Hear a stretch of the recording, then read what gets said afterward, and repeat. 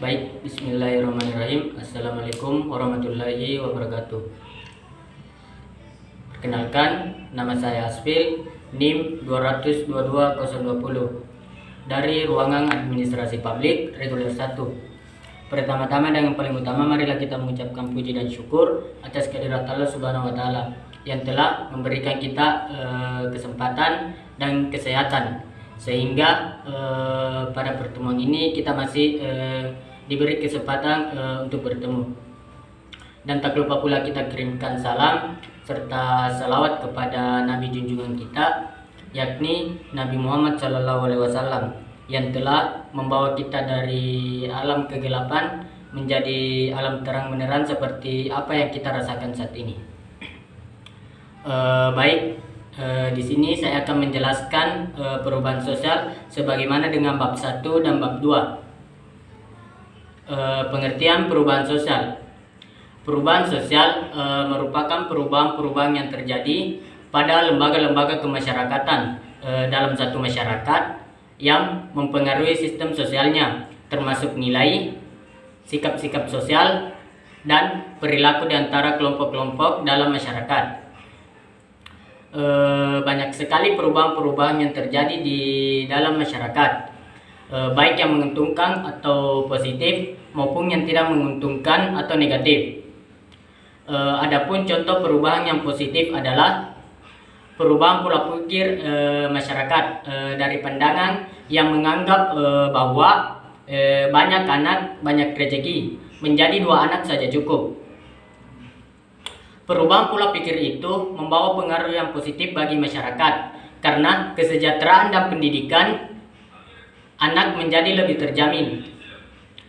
Adapun perubahan yang menimbulkan pengaruh negatif adalah penggunaan mesin-mesin industri untuk mengganti tenaga manusia yang dapat menyebabkan munculnya pengangguran dalam suatu masyarakat. Selain dari contoh tadi, ada beberapa faktor penyebab terjadinya perubahan sosial. Di antaranya, yang pertama yaitu faktor internal atau yang bersumber dalam masyarakat itu sendiri yang menyebabkan terjadinya perubahan sosial adalah penduduk, penemuan baru, konflik, dan pemberontakan. Adapun faktor yang kedua yaitu mengenai faktor eksternal, di mana faktor eksternal ini bersumber dari luar masyarakat. Di antaranya adalah faktor alam yang ada di sekitar masyarakat, peperangan, dan pengaruh kebudayaan masyarakat lain. Adapun beberapa teori perubahan sosial, di antaranya yang pertama yaitu ada teori evolusi, di mana dalam teori evolusi ini diartikan bahwa evolusi dalam kajian biologi, di mana di sini diartikan bahwa satu cabang yang mempelajari tentang perubahan makhluk hidup secara perlahan dalam rentang waktu yang panjang. Yang kedua yaitu teori revolusi, di mana dalam teori ini menimbulkan perubahan-perubahan dalam cakupan yang luas, contohnya ekonomi, politik, dan kepribadian manusia. Yang ketiga yaitu teori siklus,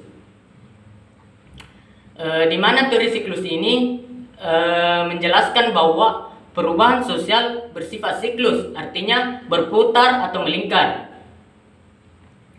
Yang keempat, teori fungsional, di mana dalam teori fungsional ini menjelaskan perubahan sosial masyarakat sampai ketidakpuasan masyarakat akan kondisi sosialnya yang secara pribadi mempengaruhi kehidupan mereka. Yang terakhir yaitu teori konflik, di mana teori memiliki asumsi dasar bahwa perbedaan atau kepentingan antar kelas menciptakan relasi sosial yang bersifat konfliktual. Baik, cuma itu yang bisa saya jelaskan. Wabillahi taufiq wal hidayah. Assalamualaikum warahmatullahi wabarakatuh.